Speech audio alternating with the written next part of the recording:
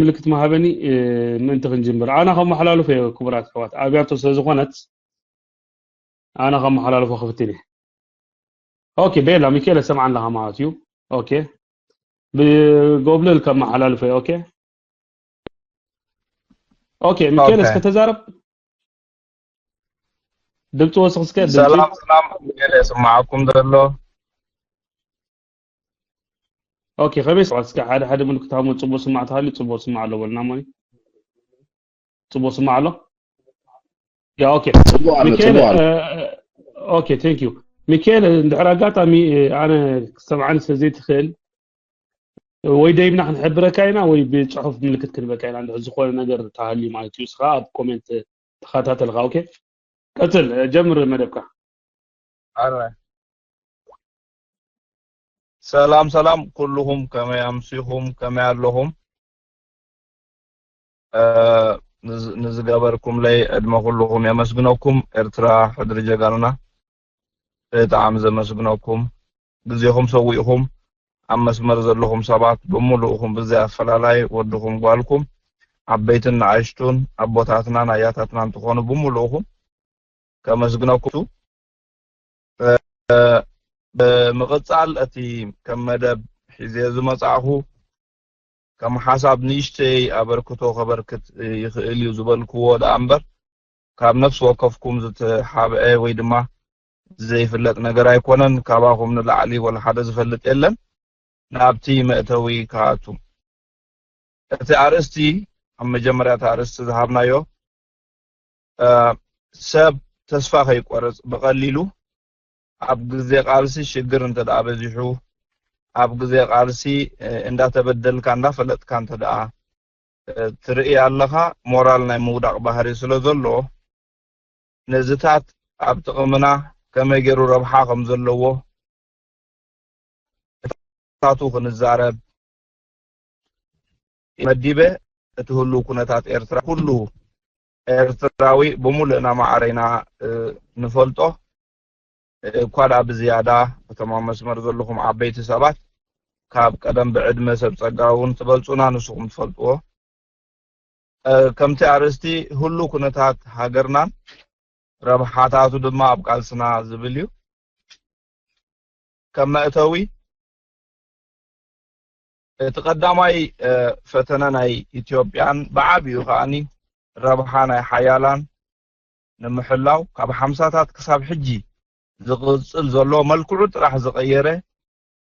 ኣብ ልዕሊ ልዑላውነት ኤርትራ ዘየቋረጸ ምግሃስ ዘጋጥም ዘሎ ካብ ጥንቲ ዝጀመረ ክሳብ ሕጂ ይቕጽል ኣሎ ንኣብነት ኣብ ወለደና ምስ በጽሐ መልክዑ ቀይሩ ክንሪኦ ንኽእል ኢና ምድማር ካልካለ ዝብል ኣስማት ሒዙ ዋቲና ፍቅሪ የሸንፊዩ ብዝብል ናይ ጥበራ ቋንቋታት ሽም ቀይሩ ጥራሕ መጺና ትናይ ቀደም ናይ 50ታት ዝነበረ ኣቦታትና ከይተረድኦምን ተረዲእዎምን ኣብ ፌደሬሽን ዝወደቑሉ ልክዕንቲ መድቲ ሕጂውን ኣባና ኣብናትና ጀነሬሽን ይድገማሎ ነቦታትና ዘሐየሎም ኣብቲ ቃልሲ ክንድሩ ዝገበሮም ኣብነታት ኣሎ ንዓና ድማ ከምኡ ክንድር ዝገብረና እንዳርኣናዮ ዝውሰድ ዘሎ ጥበረታት ኣሎ ማለት እዩ ንሕና ብኸመይ ንሕየል ኣብዚ ጉዳይ እዚ ቃልሲ ከዓ ከም ስሙ ዝውዳእ ኣይኮነን ኣብ ኤርትራውያን ዘሎ ኣተሓሳስባ ዝበዝሕ ግዜ ክዕዘብ ከለኹ ቃልሲ ዝውዳእ ኣብ 91 ተወዲኡ ዘዕረፈ ዝመስሎ ኣዝዩ ብዙሕ እዩ ከምኡ ገይሩ ስለ ዘዕረፈ ኢኻ ናብ ሽግር ወዲቑ ደሎ ማለት እዩ ቃልሲ ኣይውዳእን እዩ ልክዕ ንኸብድኻ ክትሰርሕ ክሳብ ትመውት ክሳብ ብርክኻ ዘሎ ከም ትሰርሖ ቃልሲ ድማ ነፍስ ወከፍ ሰብ ብህይወት ክሳብ ዘሎ ኩሉ ግዜ ተቃላሳ እዩ ካብ ቃልሲ ዕሪፉ ኣይፈልጥን እዩ ስለዚ እቶም ኣብ ሰዓት እዚ ከም ዝበፂሕና ልክዕ ከምዚ ሕማቅ ዕድል ኣጋጢምና ኢሉ ዝሓስብ ሰብ ከምኡ ክንሓስብ የብልናን ኣብ ነፍሲ ወከፍ ወለዶታት ብምሉኡ ቃልሲ በብመጠኑ ይፈላለዩ ይኸውን ግን ድማ ኣብ ዋጋ ዕዳጋ ዝእቱ ፈተነታት ካብ ቀደም ክሳብ ሕጂ يقطميو عبيننا يكونن بالفوتو ابنتات كقرب كفتني بخميو زي قالسي زبحالسي بسبعونت راح دينا نريو زلنا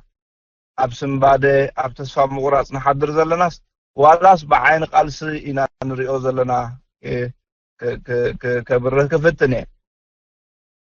اتزقاطمنا حسامات كم من داد عدتات تناي قدم غزي خنولد كلنا زنغرونا عد خستو تقاصل كلا توليدكا عد خستو تندد كلا توليدكا زبلونا اسو ابقالسي تقم نيرو ويو انت زي كون نيرو قدم شعو بردي اطرا حدا هاجر كوينو مخونت ايثيوبيا انت ارتران زبحال ابزو دماو منفساساي مبصحن كوينو جن عدتات مقصال مريت امبر حزبا ايدليناني بمبال ፖቴንሻል ዝኾኑ ሰባት ኣብ ቅድሚ ህዝቢ ኣኪብካ ብምሕናቅ ብምቕታል ብምእሳር ኣብ ሓደ ክትፃወሮ ዘይትኽእል ሰብ ኩሉ ክፈርሕ ምእንቲ እቶም ምሁራትን ፖለቲከኛታትን እንዳረኸብካ ምእሳር ንናይ ሃይማኖት መራሕቲ እንተ ደኣ አንድነት ወይ ገሌልኩም ዘይኣሙም ኣይተቀበሩን ኢኹም ሞቱ ነቶም ዝውለዱ ድማ ኣይተጠምቁን ኢኹም እንዳተባሃለ لكن خمز بر سيرتيفيكيت ايتوهابني خا ولا حنت عد ليبل كان بحجي اذا عينته مفررحات يبطحهم نيريو بزي غندو ايبولون مالتي اذا عينت اغاطاميታት ابزغاطملو غزي نتقالسي مليسو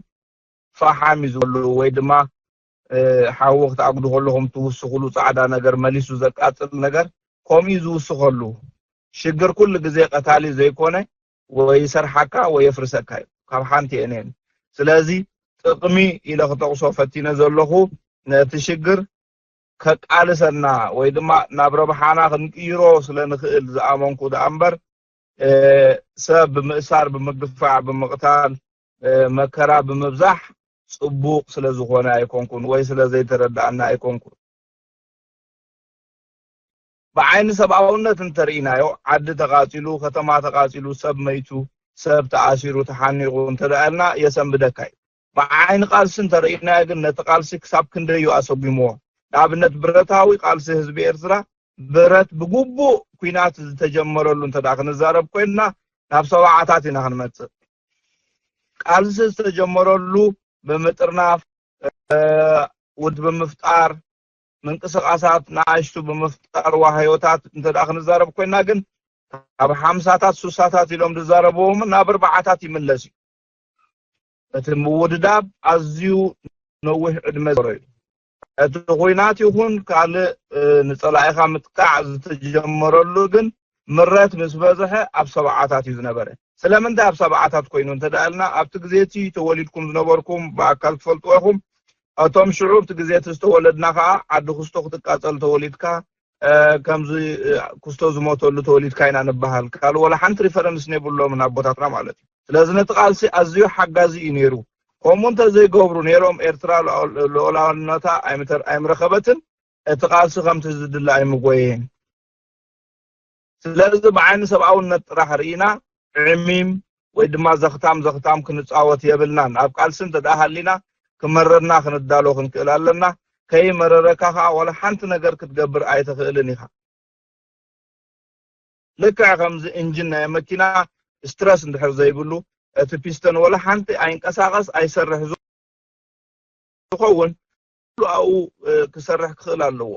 እታ መኪና ክትከይድ እንድሕር ኮይና ስለዚ ዝቃልስና ክኸይድ እንድሕር ኮይኑ እዚ ዘጋጥመና ዘሎ ስትረስ ከጋጥመና ክኽእል ኣለዎ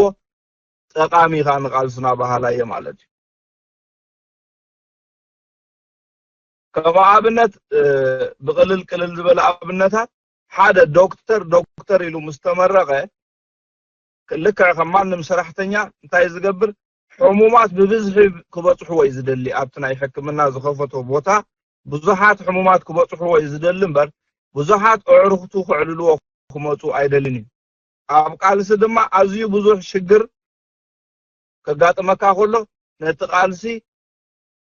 ይሕግዘካ ከምዘሎ ተጸላኢኻ ነቲ ቃልሲኻ ይሕግዘካ ከምዘሎ ጨፍላቕ ስርዓት ጭፍለቃ እንተ ኣብዚሑ كران تدا يحجزك كم زلها تقطره أنت دا تخكل زخونة تنفاس ذهب سلاماو أكايدان حركيدو تتعوت أي تحسبه ذاك على مغنياتون يابلكان تقالاسا انت يتدلي تتباهلو تقالاسا انك قالس مغنيات يدلي ما قالس مغنيات تشالنج يدليو كمتن لعلي اچنيقو دقاس خل تشالنج خرخبك خلالو وقت قالس تداوانك تزي كوينو دقسي خدق هاي بعل شعب انت دا تانكتات مرقاص اندحرينايو زلو رحقت كابنا شعب تانكتات سيفل ترقيصهم رديت كتوهابيهم تباهم تقتيلهم كساب ناصنت زلو رحقت اندحريخمهم ابا حمساتات بانديرا وريدا بانديرا ديبا افرق تسقيلا نو كتورد علوا نا ኢትዮጵያ ብላዕሊ ክትከውን ኣለዋ ዝበሃል ፖለቲካ ዝነበረን ክሳብ ኩናት ጀሚሩ ንብሎ 74 ወይ 70 ገለን አቢሉ كساب شعو زلو رحقت اندحرينا يو سلمنتاي تنصنت قلطيفو تباراتيعو تدالنا اتمكرا بزيحو اتدفعنا يصلاي زغبرو بزيحو حزب دما بزلو حايلي بزلو عقمي تحاويسو يسعن حدن زبحال كاب 80 87 86 زلو غزي ابتي سعن حدن تناصنت كتقرب انبار مخنيات زغون تي ابال شعب زغاطمه ناي تانك مرغاص قال عدتاتون زغاطمه حما اسيو دفيو نتقالس نقدمت امصيو نتموت ادغفو يلخون ነገር ግን ሽግር ከበዛሓካ ሆሎ ነተቃልሲ ቡስት ይገብሮ መኻኑ ጥራሕ ሰብ ከረዳ አለ ይደለደለኹ ማለት እዩ ሁሉ ኩነታትና ነቃልስና ሊስቲዩ ናብ መፈጸምቱ ዘብጽሑ ድሮ ኣብ ቃልስና እዚ ዘይባሃሉ አገደስቲ ሰባት ይሕወስወሉ ኣብዛ ሰዓት እዚኣ እንድሕርዳኣ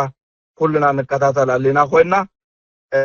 نعانا خم طلعت خم صنحنا سبات ميديا اليوم طلعتنا من ناس سرعنا من صنحنا سبات زخونه ربحا زلو قالسي تحويصم نتقالسنا حيلو لو نحنا نريو زلنا بينيروم مع اسمتيوم غلغوديلوم خوون يسقيلا زي حواي ميتوا تبكد لا قال زمغنياتنا ايرتراوان قديفنا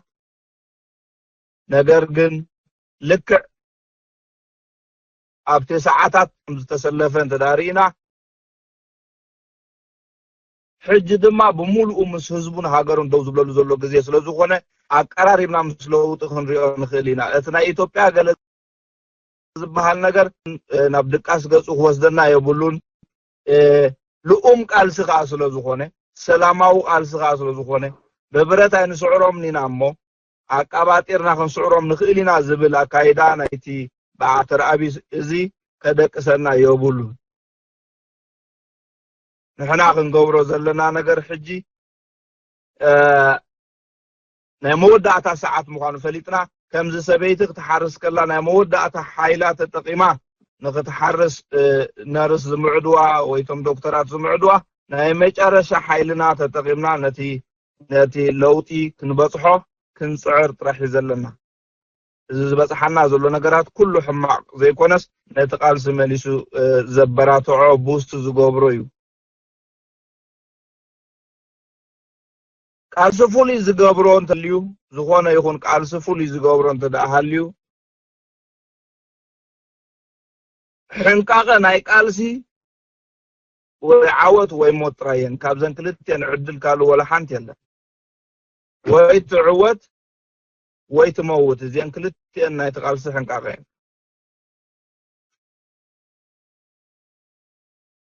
ኣብ ቃልሲ ንኸስሮም ሰባት ንዓለምና አድለይቲ ሰባት እዮም ብኩሉ መለክዒታት እንተርኢናዮም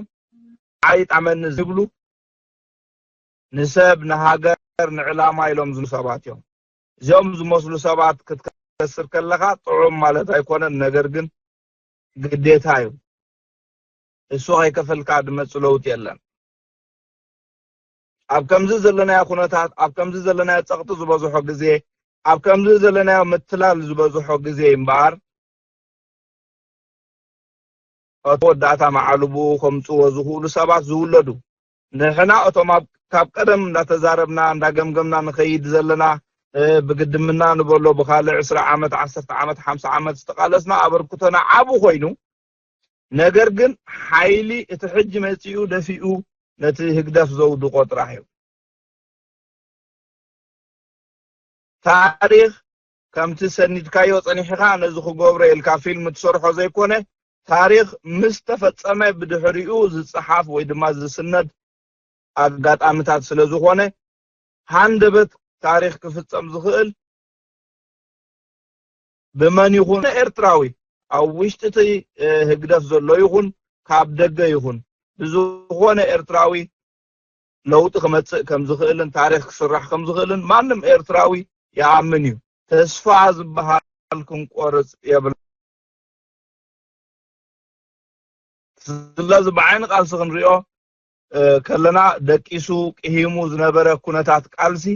መሊሱ መባርዒ ተወሲኽዎ ይርከብ ኣሎ ሕሉፍ ሓሊፍዎ ካብቲ ንዓና ዝብሉና ንላዕሊ ነቶም ኣብዛ ሳልስቲ ብርቱዕ ዘይስገር ተቃውሞ ዘካይዱ ዘሎ ሃገራዊ ከም በዓል ዳኒቺና ዝኣመሰሉ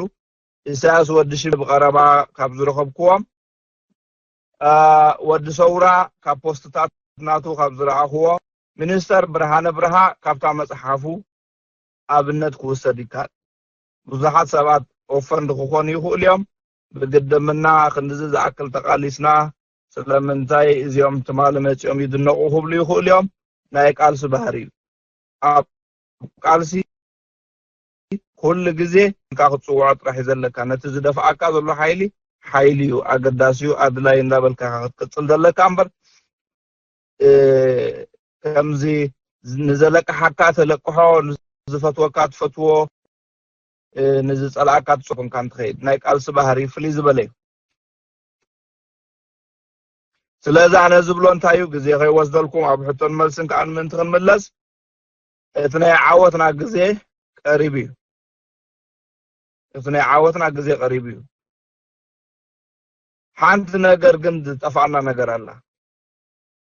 ህግደፍ ክበታትነና ከሎ ኣብ ማእከልና ዘለዉ ናይ ምፍልላይ ባእታታት ኣውራጃ ኣዝያን ካልእ ማልእ ዝብል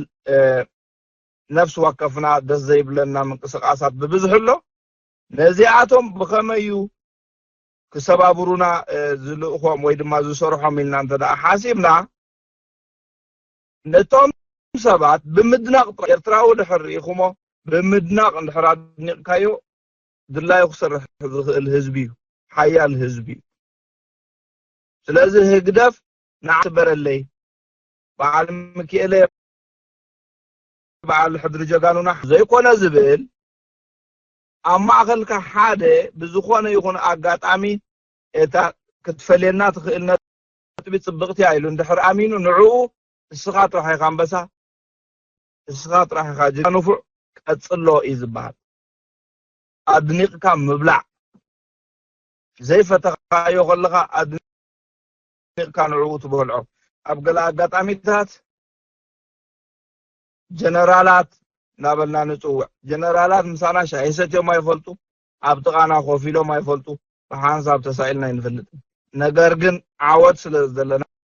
ናይ ዓወት ስስዕ ስለ ዘለና ኣለዉ ስለ ዝደለና ጀነራል ኩስቶ ከምዚ ክገብር ይኽእል እዩ እንዳበልና ንዛረብ ንብዙሕ ሰብ ዝተፈላለየ መልእኽቲ ክሓልፍ ይኽእል እዩ በቲ ንሓስቦ ግን ክንዛረብ ስለዚ ከምቲ ንሶም ኣድኒቆም ዝፈላልዩና ዘለዉ ንገለ ሰባት ካብ ማእኸልና ንስኻ ጥራሕ ኢኻ ጅግና ንስኻ ጥራሕ ኢኻ ኣጆኻ ዝጎደለ በዚ ወገን እዚ ሕግዘካ ኣለኹ እንዳበሉ ቲፕ እንዳሃቡ ፍንጭልጭል ዘብሉና ዘለዉ ንሕና ድማ ኣብ ማእኸሎም ከምኡ ዓይነት መሳርዒ ክንፈጥር ክንክእል ኣለና ኣብ ማእኸሎም ዘለዉ ሰባት ፍሉጥ እዩ እንታይ ከም ዘድሊ ፍሉጥ እዩ ዓለም እዚ ኣብኣቶም መስመር ክንሰብር ክንክእል ኣለና ፀላኢኻ ስለ ዝበልካዮ ለውጢ ተምፅእ ማለት ኣይኮነን أويشت حلفتنا بزين عقد إذن يشتي حلافنتيو إذا عبا حلافنتي كيبلنا مسمر كنبتخ نكلالنا زبز حلوتن ناي منقست مغيار زكايدو سبات اندهريخمم كابعال قدافي جميركا ولاون كالوت كولونيل زبل شمتراح يزلوهم ولا منقستو هايلا ماريام رأيو كولونيل منقستو هايلا ماريام كولونيل قدافي بزحات اب افريقيا ادامين دادا خيترفتهم عمص دغورو حلفتي كاب كولونيل تحلف سلطان يبلو من جنرالات ونا يكون نحنا بتاعت حتنا سلنري نتعاب مينستر نتعاب نت بريزيدنت اب زيبوتو سلنسفروم بر اتم كغورو زخولو برغص اتم عايشتو سلطان زلونه كولونيل ود علي حقها سلازي نحنا مسارع نهي هقدف تبتيخو وديو خلو كمزولو غيرنا عين قالوسو حاده ترخيمنا مسمر زبتخ مسمر اوستوم اتيخنا نبتخ مسمر كيبتخنا قالسي خكايدا يكلنيو بعلال تسمعون تداخونكم ناي درغي حلفت خيترفو نماساوا ابزت قعلو زنبرو غزي اب سبعاتات يخون اب زنا مچرشا غزي بنصور افلطه يبلين حاده كابتم عززتي ناي درغ زنبرو كورابتد كم زخونه بدغ رخيبوما ودبات ገንዘብ كم زتقبله بزح يوري ስለዚህ ናይ ኩናት ስልቲ እዚ ናይ ምድኻም ስልቲ ገንዘብ ንሓደ ሓላፊ ክገብሮ ዘለዎ ነገር ኣብ ስልጣን ኮፍ ኢሉ ከሎ ክገብሮ ዘለዎ ነገር ተመኻኺርካ ክግበር ይከኣል እዩ ስልጣኑ ከይከሰረ ነቲ ለውጥ እንደሓገዘካ ክኽየድ ይከኣል እዩ ኣባና ዘሎ ግን ኣመና ፀዲቕና ኣመና ድማ ሓቂ ትከውን ኣለዋ ኣብዚ መሬት ብህይወቱ ዘየለ ሓቂ ምናልባት ኣብ ሰማይ ጥራሕ ክህሉ ዝኽእል ዝኸውን ከምኡ ክንከውን ደሊና በቃ ሓደ ተቃላሳይ መስትያት ቀሪቡ ቅድሚኡ ከምታ ገጹ ዝሪኣ ዘሎ ከም ኣኹ ክኸውን ደሊ ኣብ ቃልሲ ግን ርኢኹም አይኹም መኪናኻ ጭቃ ትልበጥ ንስኻ ዘይ ንስኻ ትመስል ተማሳሲልካ ይተቃልሲ ዝግበር ዘይ ነጋዳይ መሲልካ ትዛወር زي بقى زيناتك بحري زيناتك نجرات إندا جبر كهانة لوط وتمصوت خيل دامبر كم زنحنا إرتراويان نخرج لنا تخيلنا نقدميت إرتراو نغنباهل كم زي أدق من قد زي جاجة مسفن خيوط تخيل نجزوجة تطرح دخيل أنت كرجت مخانو زي فلت مو عينات أكايدا نخيل زلنا نمثل كن اللواوت كن تعاطف أي كالنا بخمي نزي ربحاتنا كابزنا إثيوبيا تخفيتلنا زلو أف دقة بخامي كنربح نزبل بوضح آبنتات كوسدي كاليو أقاطعمو خوينو حجي سلازي تدمرو طرح زي كونه ويدما نتمدمار أمينو ملو طرح زي كونو إرتراويان كم جمر يحب قدم بفرحي كي ترزو نا إثيوبيا دوكومنت زلوهم سبات أزيوم بزحاتي كابزغر موكم بمهرون قللت سبات ايكونو كغبرو زهولو سبات كمزوم سبات زيوم زامسلو تتقيمكا نتناي لوط قال سخغبر يكال اذا غبر كلغن بسنك زلو ناي سوشال ميديا غلوصنات زبز حساب افرحي تشميمو يزنبر بصاي دهون نغرلي اذا حدا دهون مصلاي يدهلو خون إذا هذا كواي أمنوني إن دابلنا أمنا نهدنا واقع خي كفلنا واقع كمنا ننبرالنا كلتين انتن كسارانا واقع كفلنا واقع رخبنا نتصرف لنا مقلاسنا يترفن كندفع يكالنا حدش حيلي خمت وخلقا كابتم زقبلو ونلعلي نتحدش حيلي زقاومو وبزحو حج قادة حانينا لازم مورال زغوانا إرتراو غيتنكف مورال زغوانا من إساي غيتنكف إساياس آب ترام ورقات فرمو مالت ريسك واسيدو آب كمالو سلو زي كأل تصدفي بسيحو تدفي خايو خصدفي تدفي كا خصدفي آب كمو عين الدرجة سلازي بسيحي ዝወስዶ ዘሎ ሪስክ ንዓና ናይ መወዳእታ ጌርና ክንወስዶ የብልናን ብፍላይ መንእሰያት ተስፋ ዝበሃል ምቁራጽ ክትሓስብዎ የብልኩምን ንቕና ልክዕ መሊሱ ከበርትዖን ንሕና መሊስና ክንሕይልን ርእስና መስሎኹ ዝኸውን ነቕዓት በዓልና ክንፈጥርን ጥራሕ ዝገብረና ስለዚ ኢሳያስ ፕሪተንድ ገይሩ ዝገብሮም ተዳሪኹሞም ከምስል ዝዛረቦም ተዳሪኹሞም ከም በዓል ኣይከሰርናን ተመሊሱ ጸኒሑ 15 ዓመት ከሲርናዮ ግን ኣይከሰርናን ከም ድላዩ ድገላበጠሉ ዘሎ ነቲ ሜድያ ናይ ፖለቲካ ወያነ ጸላእትናዮም ካልኦት ህዝቢ ግን ፈተውትናይኹም እንዳበለ ቢዝነሱ ግን ምስ ናይ ትግራይ ዝበሃል ህዝቢ ናይ እንዳብኡ ገደፈ ዝኸይድ ዘሎ ንሕናውን እቲ ኣፍና ቅንዕና ጥራሕ ክንሰርሓሉ ስለዘይኮነ ዝሓዝናዮ በኣፍና ኣዝና ዲፕሎማቲክ ክንከውን ኣለና ብግብርና ድማ ኣዝና ሓያላት ንኣብነት ተቃለሰሉ ዝደለና ባይታ ኢትዮጵያ ሱዳን ጅቡቲ ካልእና ኣሎ ኣብዚ ክንቃለሰሉ ደሊና ዘለና ባይታታት ነቲ ከባቢ ኣብ ሓደ ግዜ መስመሩ ዝሓለፈ መጥቃዕት ነካይደልና መስመሩ ዝሓለፈ ንዕቀት ነካይደልና ንዓና ደጀና ምዃኑ ዋላ ሙሉ ብሙሉ ድርዒ ተዘይኮነና ግን ከዓ ካብ ቁሪ ካብ ንፋስ ካብ ማይ ከላኸለልና ምዃኑ ብዓብዪ ከዓ ካብ ናይ ህግደፍ ዓመፃታት ንዕቆበሉ ናትና ሳሕል ምዃኑ ረሲዕና ነቲ ከባቢ ብዙሕ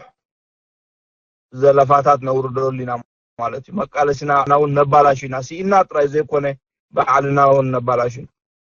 እቲ ኣብ ትግራይ ዘሎ ንኣብነት ህዝቢ ሕብረተሰብ ልብኻ ብኣፍካ ግን ኩሉ ጽቡቕ ዲፕሎማቲክ ኮንካ ክኽየድ ዝግብኦ ነይሩ ነቲ ቃልሲ ኣድማዕነት ንምርካብ ከምዚ ሕጂ በዓሎም ፈልጡ እጽገቡ ዋስከይ ንዕቁና ያምድሓን ንዚኦም ክንሕግዞም ኢና እዚኦም ተስፋ ኣለዎም ክብሉና ቋንቋኦም ክነቀይሮም ይግባአና እዩ ካብ ሃገር ወፃኢ ፖለቲካ ተዛረባለካ ክበሃል ከኣል እዩ ነገር ግን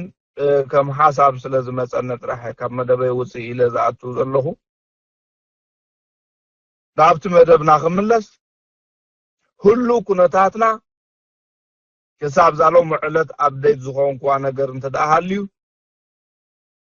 ኮኔልካ እንዳተገበረ ግን ከዓ ብገንዘብ ዝግበር ዘሎ ኣምሲልካ ኣብ በዓል ኣዲስ ኣበባ ትኺሎ ኣትዩ ሰብ 4 ስእሊ ሒዙ እቲ ኢንፎርሜሽን ኣለዎ ብ03 ኣብቲ ውሽጢ ኣዲስ ኣበባ ኣትዩ ደብ ኮይዕፆ ፈሪሑ ማለት እዩ ብኻልኡ ከዓኒ ነቲ መንእሰይ ብሙሉኡ ሕፍካ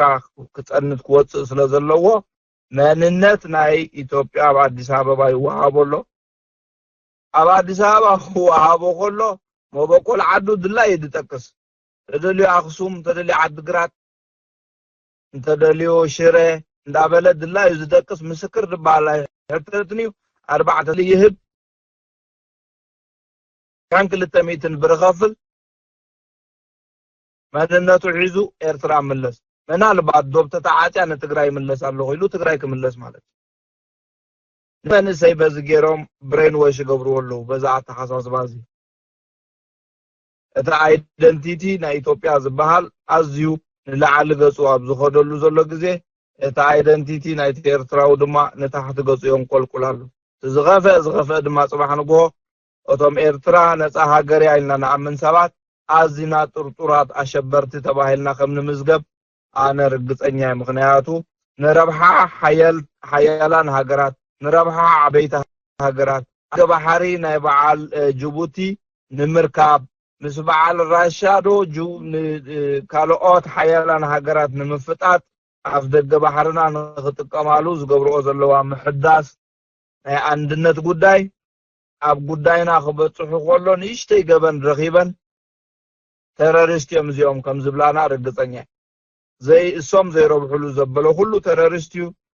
ንሶም ዝረብሕሉ ብሙሉእ ኻ መንግስቲ እዩ ወላ ዓመት ኣብ ስልጣን ንግበር ንሶም ዝደልዩ ዝገብር ኮይኑ መንግስቲ እዩ ስለዚህ ኢሳያስ እንዳተገላበጠ እታንሶም ዝደልዋ አይሃኒ ናብነት ኣብ ግዜ ናይዝጉ ክፍሉ ኣምባሳደር ግዜ ኣብ ዝተገበረ ፈተነ እንደህርዛውያን ናይ ቅትለት ፈተነ ይኹን ናይ ካልእ ዕላማ ይኹን ብዘይገድስ ብረት ሒዞም ብጃልቦኦም ኣብቲ ቀይሕ ባሕሪ ናይ ማሳዋ ምስተታሓዙ መንገዲ ጠፊእና ኢና ተታሒዝና ምስ በሎም ነቶም ሰባት ጻዓዱ ስለዝኾኑ ጥራሕ ኣፋኒዎም ንብረቶም ከማን ኣይወረሶም ከምዚ ቻይና ትገብሮ ሓንሳ ናይ ዓበይቲ ሃገራት ኣየር ዋላ እንደሃሪማ ነቲ ስብርባር ትእክቦም ኢንቨስቲጌት ትገብሮ ከማን የለን ምስ ንብረቶም ምስ ገለ መሪኦም ኪዱ ለይ ብሰላም ኪዱ ኢሉ ኣፋኒዎም ንምንታይ እቲ ናይ ኢንተርናሽናል መዘዝ ይፈልጡ እዩ ተን ኣብ ዓለም ንዕኡ ከህርምኦ ዝኽእላ ነገራት ዝበዝሓ ይፈልጠኒ ኣይተናኾኒ ብዘን ጉዳይ እዚ እዚ ብዓብዩ ኢሳያስ ጥቕሚ ነቶም ዓበይቲ ሃገራት ሓያላት ሃገራት ንዕኦም ጠቃሚ ክሳብ ዝኾነ ነዚ ዝኸየድ ዘሎ መንገዲ ባዕሎም ዝኣዘዝዎ ግን ከዓ ዶክተር አብይ ዝበሃል ብቅድሚት ዝመጽእ ሰብኣይ ከም መጋረጃ ዝረኸብዎ ወላ ሓንቲ ደው ከብልዎ ኣይኩሉን እዮም ንሕና ግን ብድምፅና ደው ክነብሎ ንኽእል ኢና ኣብ ዓለም ሙሉእ ዘሎ ናይ ኢትዮጵያ ኤምባሲ ናይ ዩናይትድ ኔሽንስ ቤት ጽሕፈት እንዳወጣና ክንቃወሞ ኣለና ድምፅና ክስማዕ ክኽእል ኣለዎ በታ ሓደ ወገን ድማ ኢድናን እግርናን ክሰርሕ ክኽእል ኣለዎ ክሳብ ሕጂ መላሓስና ጥራሕ ይሰርሕ ዘሎ ካብ ሕጂ ንድሃር ዘሎ ድማ ኢድናን እግርናን ክንቀሳቀስ ክጅምር ክኽእል ኣለዎ በብቲ ዝኣመናሉ ኣወዳድባ ተስፋ ምቁራጽ ዝበሃል ኣቀዲምካ ቅድሚ ምፍታንካ ሙዳቅ ማለት ከይወደቅካ ከለካ ሙዳቅ ማለት ስለዚ ካብ ተስፋ ምቁራጽ ንላዕሊ እዚ ሕጂ ዝኸይድ ዘሎ ኣብ ልዕሊ ኤርትራውያን ዝካየድ ዘሎ ታሪኻዊ ዓመት ንዓና እንደገና ሓይሉ ወሲኹ ከቃልሰና ነትለውጥ ድማ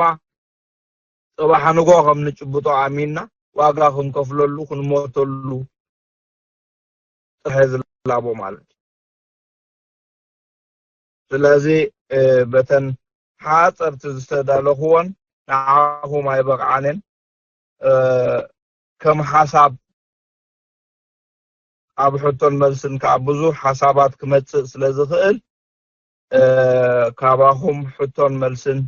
ካባኹም ብዝመጽእ ሕቶ ብዙሕ ሓሳባት ክመጸለይ ስለዝኽእል ናብ ሕቶን መልስን ተነኣቱ ይብል ኣድሚን ሓውና ጎብለል ወደሪ ታንኪዩ ክቡር ጋሻና ስማዕ ኣለኹ ክቡራት ተሳተፍቲ ተኸታተልትን ማይክሮፎን ይጽቡቕ ንሕራላ የቐኒልና ጋሻና ኣጅው ናብ መደብ ሕቶን መልስን ክነኣቱና بسنة سرعات حتوتاتنا بتصمق قبلنا بستخاله كين وحنا كومنت خي حوسنا حتو تقريبنا تمرات يكورات حوات اتي ريتو ويتو كومنت دحرابتنا يجي مدبنا ريتون لبوان متان كونلنا نغاشانا ونردو كونت حتوتات تصمق زبلن حصر زبلن تقريبكم مدبنا حتو حجنا اتلنا باغا كورات تخاتاتلتنا نيكوديموس حتات ديها نيكوديموس إسك حفا بدك الله حتات تغونك أوكي مو حتتي حجة عدلكم حتو زلكم حجة مالتي سو قدامي حتات يدولون على تجاجي نيكوديموس الله خبريك نمبر 1 مايك ناخا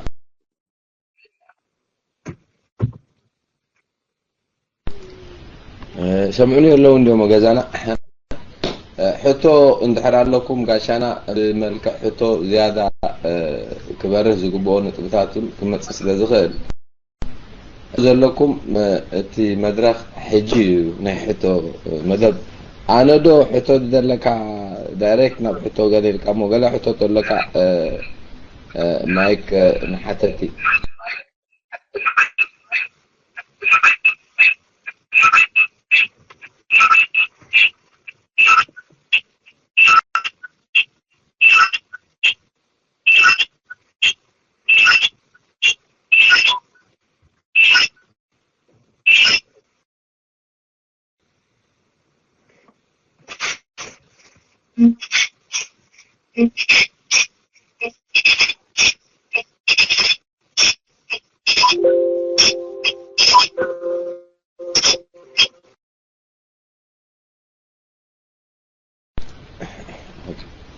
جمال انا نسخه قبل طرحنا دلنا مثلا ها دمتنا احنا طرحنا نسمع دلنا بزي غزا حسب انت لو بملكت ابونا اوكي ده حر انا تتقرمني غاشا ابزفانو له غزي كلكم ابزو خوف بالكم كتحضرنا ابزمسكم امسو ها ده حر مدبنا حتو كنزازم كلنا حتى تشعور نابزحكم بليز كبرات عوات حتو زلوكم حجي ناب ابونا تخلوا محاري كيدنا بريغالو مرحبا وتكرر اوكي ابونا تخلوا محاري ريد اوف قرنا لكم لنا ناي حتو مدبنا دلنا دحيركم تعدوا لهم جي اب حتو عتينا لنا ابونا تخلوا محاري مايكنا هراي سلام كميتم سيو كلكم قادحان مصاها غاشانا سلام كبر غاشان قادحان مصاها ابزي زخيل زلو ጉያ ጉዳይ ሰላም ኢትዮጵያን ዝብሃል ዘሎ ግለሰባት ሕጋው ሰላሚዩ ፍትሓው ሰላሚዩ ኢሎም ዝዛረቡን ዝካትዑን ኣለው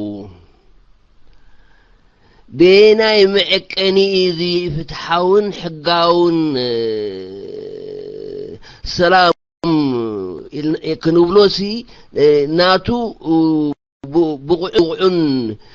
مجلس إتاتو انتا يمثل بوغنكا قلي مبرهدو مهابكانا ምናልባት ሕቶ ይግልጽ ኮይና ትኸውን ተዘይበሪሃ ግን ኣብዚ ዝኽይር ዘሎ ናይ ኢትዮጵያን ኤሪትራን ሰላም ተባሂሉ ኣይተ ኢሳያስ ዘብዘብ ዝብለሉ ዘሎ እዋን እዩ ኣብዚ ጉዳይ ዶባትና እንታይ ዓይነት ስግኣትን ስክብታን ይሕድሩልና ከም ዘሎ ኩላህና ንፈልጦ ኢና አፍልጦ ህዝብ ኤርትራ ዘይብሉ ወጪኻ ለኻ ጎብለላይ ትውፃኻ ዶኹም ያታ ማይክሮፎንካ አፍልጦ ህዝብ ኤርትራ ሓበሬታ አምንታይ ተበፂሑ ምንም አፍልጦ ዘይብሉ ኣይኮነን ንሕና ታር አባላት ሕብረተሰብ ኤርትራ ውሽጢ ናብ ደገን ዘለና ኦቶም ሚኒስትራት ዝባሃሉ ናይ ካቢኔ ሚኒስትራት ዝባሃሉ ከማን አፍልጦ ከም ዘይብሎም ቢጫ ይስማዕ ኣሎ ኩሉ ከም ዘይክእል ካፍ ንበይኑ በይነ አው ስጉምቱ ዝወስዶ ስጉምቱ ምዃን እዩ ስለዚ ምስ ከምዚ ከመይ ልዩ ፍትሓውን ቁንዑን አገባብ ሰላም ተባሂሉ جهران كبرون زهرو مولو زلو أبزي مبرهدو مهابكانا خبور قاشا زي أنا تيحطو قني اللي يتسني لكم سماعكم مني خبوركم مشت اوكي سمع عبد الله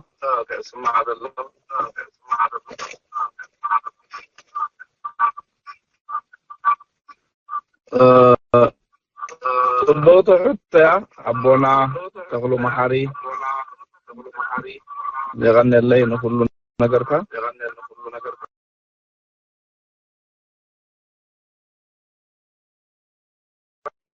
عند تبهلن كله كحاوي حقاوين مسرح سلام يزبلو سبات الله عندنا بوست ኤርትራ ድማ አንተ ጽቡቅ ነራ ጎብለል ሕጂ ግን ቁሩ መቃላሕ ኤኮ ትገብራላ ንእሽተ እቲ ካቢነ ዝበሃል ግን አፍልጦ ዝበሃል የብሉ እንተ ዝህልዎውን ወሳኒ ይኮነ ንኣብነት ነፃነት ናይ ኤርትራን ተዳሪእና اوكي عندي كمبيوتر دمص عروب ندحر تحيتا تي ايكو ستايكو غدلي جون غوبلن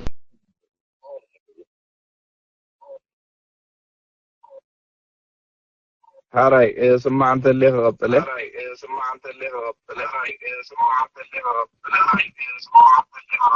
اتي كابينه ناي ኤርትራ زي حقاو متفقابي بتفطرو اوكي تا صقمت مصدلا تا ب هي املاح دي عتي هذا تا خليت نيكنيم ابا تا كمبيوتر دمصي خت غدل على مايك حيشكا خت زارب كلها مس غوبلن تا بتحنت نيكنيم عتي هذا نساق اسكت بلا لو دعرب حطوتات نساعت العد خليها زياده سمعنا تخم تصخلو انت زي تجاجي تا بتا نيكنيم هي املاح قالدلا نعا اسعب بالله تا كمبيوتر هاراي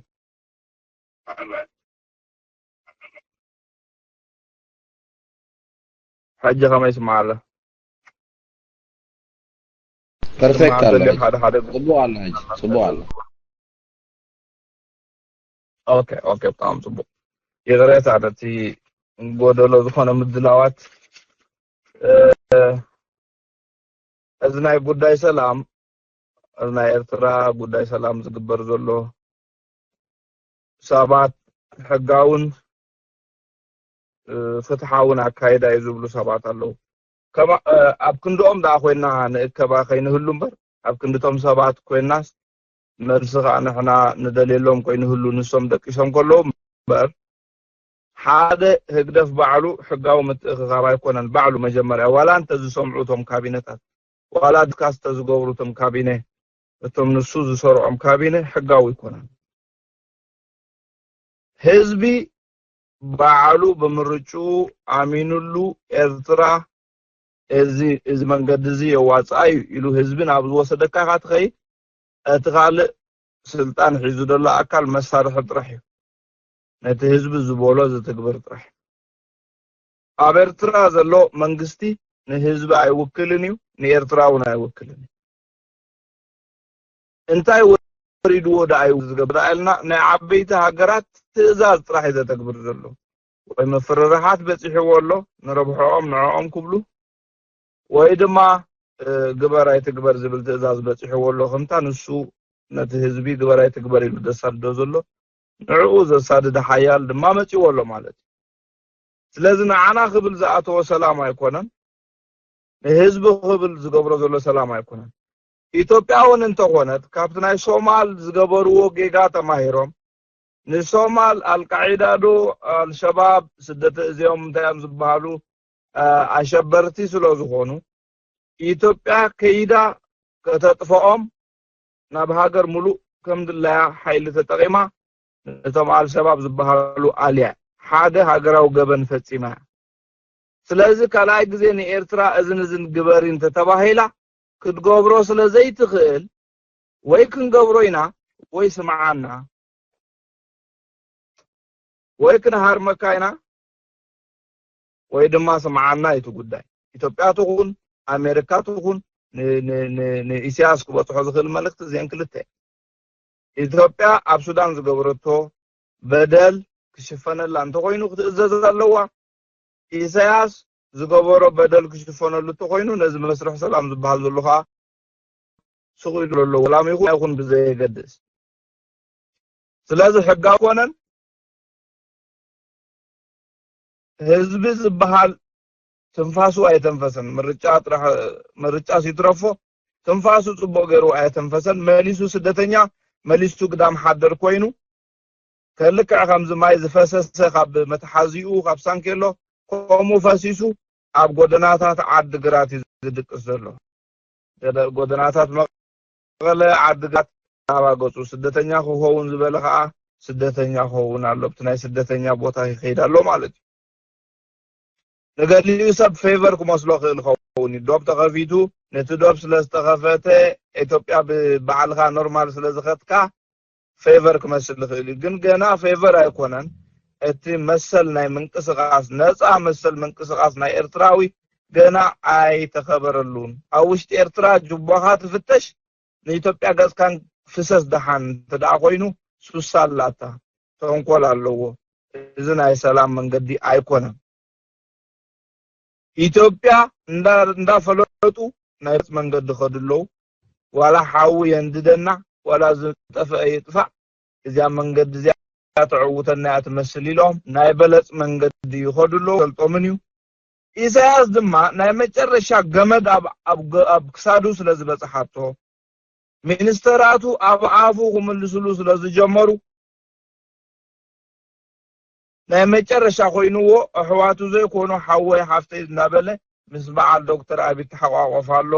ይስሕቃሎ ትሪእዎ ኣለኹም ኢትዮጵያ ከይድ ከሎ ድስሕቆን ኣብ ኤርትራ ከኣቱ ከሎ ድጽወጎን ክልቲኡ ክትሪእዎ ትኽእሉ ኢኹም ሓቀኛ ዝኾነ ኣገላልጻ እቶም ዝገልጽዎ ካርቱን ገይሮም ክገልጽዎ ከሎ ስለዚ እሱ ዘሊሉ ቆንጠጠፈ ሓቂፉሎ ማለት እዩ ተድሕኖ ትኽእል ያ ቆንጠጠፈ ሓቂፉ ኣሎ ንሕና ግን ከይንቆርር ዲና ፈሪሕና እሾኽ ከይወግኣና ዲና ፈሪሕና ኣቶሞት መጀመርያና ኮይኑ ዲፈሪሕና ነቲ ቃልሲ ገና ማንካ ኣይልዓልናሉን ኣብ ስደት ዜግነትና እንዳቀየርና ነብር ኣለና እንዳተደባለቅና ነብር ኣለና ድሌት ናይ ኢሳያስ ከዓ ኩሉ ሰብ እንተ ሓመቀ ኤርትራውነት አጥፊኡ ጣልያናዊ ጀርመናዊ አሜሪካዊ ፈረንሳዊ ደቡብ አፍሪካዊ ኢትዮጵያዊ እንዳኾነ ዜግነት ከምቅያር ኖርማል ኣብ ዝኾነሉ ደረጃ ከጣናሞ እትንሱ ዝደልዮ ዕላማ ወይ ካቲ ድሕነት ብዘለዎ ኣገባባት ሃዳድማ ተተፈቂዱሉ ወይ ድማ እንተዳ በዓሉ ኤግዚት መንገዲ ገይሩ ከሃድመሉ ዝኽእል መንገዲ እዩ ዝገብር ዘሎ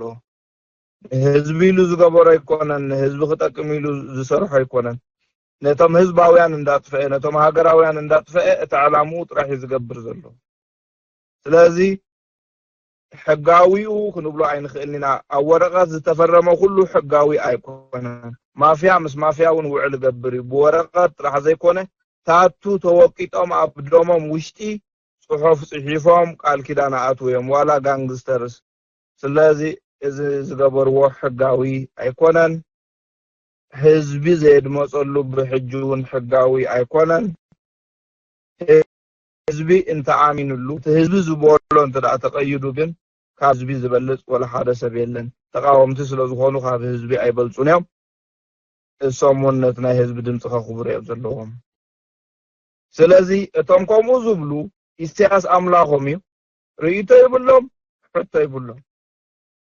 ልክዕ ከምዚ ኣብ ቅድሚ ኣምላኽ ንኣምላኽ ስለምንታይ ንዓይ ገጸይ ጠዊኻኒ ኢልካ ዘይተሓቶ ስለምንታይ ኣነ እግረይ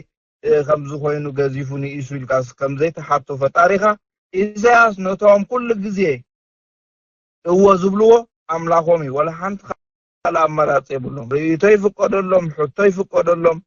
ተደሊ ጸርፎም ተደሊ ሽንድሖም ተደሊ ይቀትሎም ንብረት እዮም ንባዕሎም ዝፈልጥዋ ከም ንብረት እዮም ስለዚ ብዛዕባ እዚኦም ግዜና ተዘይጥፋና ዝሓሸዩ ክንገብሮ ዝግባአና ግዳ ብተቃውሞ ብድምፂ ንዓለም እቲ ኢሳያስ ዝኸዶ ዘሎ ኣካይዳ ንዓና ከም ዘይውክል እንዳፍለጥና ቃልስና ክንቅጽል ኣለና ነዚ ናይ ሚድያ ናይ ደገ ናይ ዲያስፖራ ቃልሲ ክነስተናዓቆ የብልናን ወላ እኳ ሓይሊ ዘድሊ እንተኾነ ሓይሊ ዘድሊ ልክዕ ከምቲ ሰበይቲ ክትሓርስ ከላ ዝበልክዎ ኣብ መወዳእታ ሓይላ ኣኺባ ኢሕ ክትብል እሞ ካብቲ ዘላቶ ሌበር ክትገላገል ትመኽራ ንሕና ድማ ኣብቲ ናይ መጨረሻ ሓይሊ ክጥቀም ይከኣል እዩ ክሳብ ዝኾነ ዝኸውን ግን ድምፅና ክዕፈን የብሉን ነቲ ቃልስና እውን ክንነኣእሶ የብልናን ኣብ ጽቡቕ መስመር ዋላ ኣይናሃሉ ዋላ ኣጋጣሚታት ዕድላት ኩሉ ንዓና ዝጸበበ እንተመሰለ ክንደፍኣሉን ብዝተረኽበ ኣጋጣሚ ኩሉ ሓርነትና እንዳኣወጅና ክንቅጽል ጥራሕ ዘለና ተስፋ ክንቆርጽ የብልናን ይብል የቐኒየለይ ተስፋ ገብር ንሕቶኻ ብኸፊል ኣብኡ እንተኾነ መሊሰ ክኸውን ኣቦና ተኽሉ መሓሪ ታንኪዩ ጋሻና ክንቅጽል ኢና ናብ ሕቶ ክቡር ሓውና ኣቦና እወን ሓድነት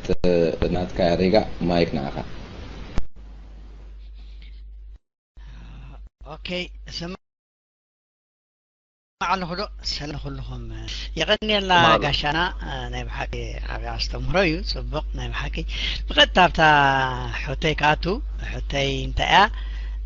صبق انديو واب دغه تقالستلو خمس قتلو صنحكا سلازي طرف تكون قال سنحراكاي ناسي نتي نخنعوتو نخليو زبل كتمهرنا صنيحكا انا ግን እንታይ ክብል ደልየ ናይ በሓቂ ኣገራሙ ኮይኑ ዘሎሲ ብጣዕሚ ነው እንታይ እዩ ከምቲ ክትብሎ ጽናሕካ ካብ ፌደሬሽን ንበሎ ካብ ካልእ ንበሎ ሰላም ኣጋባብ ድዩ ወላ ዳሕራይ ኣብ ሰብዓታት ናብና ኣቢልካ ብብረት ነዚ ጸላኢ ክባል ኮሎን ኢትዮጵያ ሓጊሕካ ወፂ ማለት እዩ ሕጽር ዝበለ ስለዚ ግን ንሕና ይተዓደልና ኣብ ተፈትሒ ብተقوام ኣብ ተሕደራ ብተፎይታ ይበጽሐና ሕጂ ትሕቶይ እንታይ እዩ مو اليوم بحدا هو الكسب وحدات زخون دمص خايد الله مسلني دمص خالاي مصالو ولا انتي اوكي غني لي قبل اوكي غني لي حجس انت اخر دليسي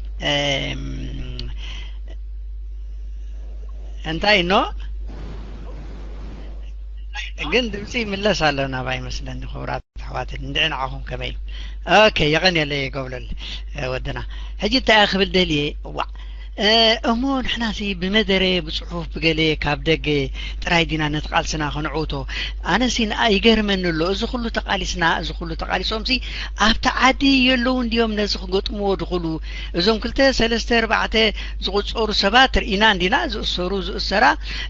ناي بحق حيالا زخونو زغطمو له انديوم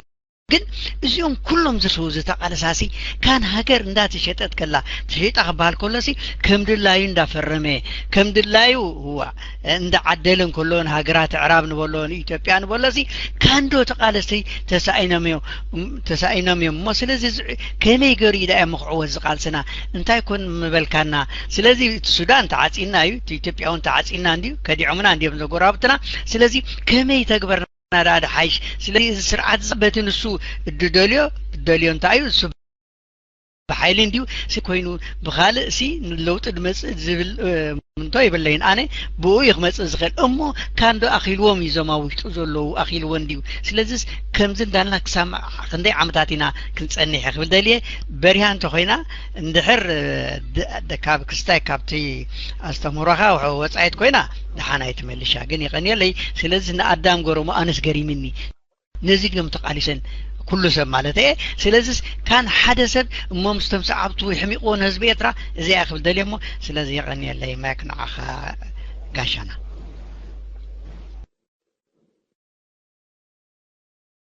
يغني لي سمكا حاسكوهان تحطو برهتيا ازو كل سبسي حدث بديو افريقيا برقص حدث بايكونا مسارحتاتو بزحاتهم اتم نعو زغلغلو خاني ام نفس وقف غزانا احواتنا ابوتاتنا حوبتاتنا سلازخونو ابلعليوم السمم ابلعلينا زچكونم بر نحنا ابلعليوم دحرينا نبعلنا چكانات ايكوننا ابلعليوم علامه زعوت كل غزي ابتاز امن كارلا علامه چكان مستخون طرحت علامه زخ እንደ ዳሪና ናይ ሻዕቢያ ታሪክ ካብ መጀመሪያ ጀሚሩ ወላ ብሳህል ገጽ ወርድ ኮሎ ኩል ግዜ ገረብ ሓኽላይ ነይሩ እስኻ ተጋዳላይ ተኾንካ ነብኻ ደብዳቤ ትጽሕፈሉ መጠንቀቕታ ዘይ ኮይኑ ስግምቱ ሰደካ ኢልካ ትጽሕፈሉ እንተ ተኣዚዝካ ቅተሎ ተባሂልካ ኸድካ ትቀትል ንስኻ ብዝመፁ ሰባት ያው መኒኻ መን ተቀትላለኻ ብዘይ ገድስ ዘይክፈልጡ ኹልዮም ግን ብዙሕ ገበን በኸምዝ ተኻይዲ ዕላማኦም ጨካናትን ናይ መጨረሻ ስጉምቱ ዝወስዱን ክኾኑ ከለው ኣብዝናትና ጀነሬሽን ኣብዝናትና ወለዶ ድማ እተናይቱ ፍልጠት ዘለዋና ናይ ማህይምነት ምጥፋ ቁርብ ናብ ፈሲ ገጽና ውርድ ኢልና ኢና እቲ ዕላማና ንዛረበሉ ኢና እምበር ነቲ ዕላማና ኣይንሞተሉን ኢና ተሓን ዋላ ናይ ቀረባ ሰብናስ ምንም ነገር ኣይንግበር ሕማቕ ነገር ስለ ዝኾነ ግን ነቲ ዕላማናውን ኣይንሞተሉን ኢና ዋላ ሕጂ ኣብ መንጎና ዘሎ ህዝቢ መንእሰይ ንቃለስ ብረት ነልዕል እንተዝበሃል ፍርቁ ተመቂሉ እዚኦም ኣሸበርትዮም ኢሉ ከዓ ትገልጽ كابانا وشتي أي متسأنا النير سلازم نحنا ننحد حدنا خمنا عاسا إن لا تبالا لعنا نخيد زلنا نتفعلو زلنا عدلنا زغونا إسياس دبال نتوم حالوفتو كوافيت نفيت مسوء مشاهدي ستي نعوم كل جزء أما عكورم حالوا غيرو زنبر نبعلون بفرح زاكل عبدهالو الله خبها الباطع باطع الله خبها أسمر الله خبها نبكال قد قد زنبر حد وخاري وتي أبتي سلطان سلوزولو دا دفرت كي مسلم بري وخاري أوشتي كابينو تسرعو جنرالاتو شبوت حزام أبتغو أيكدونيهم كل جزء جربا زتتعنا أدقهم مسلو كدانهم ترحي وتادراهم بر نسون وتادرات يكونوا بأوتيستا مورد خدو زي تقاقيسي بأوتيستا مونز خدو مكينا زويرهم كهادمو زي كولو حالفت معات يمدلو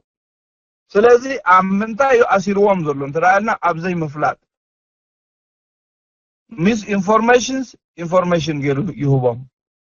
كم زي فلتو غيرو حزوهم سي زي مفلات كم مفلات غيرو أرديوهم سلازي نيت بس إثيوبيا زقبروز نبرة وعلات حدا بقلصو وناي تقلص اللهم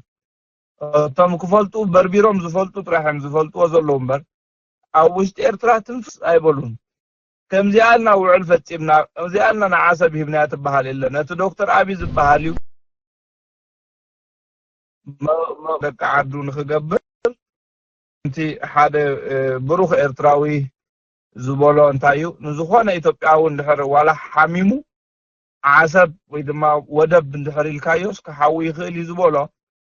دكتور أبي نفوسي نتوم لحمو دلو دكاتلو زلو دك عدو انتخونا يلو عسب ودب زرقص دلوم بر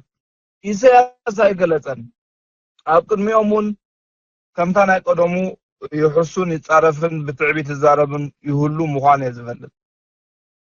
سلازي نحنا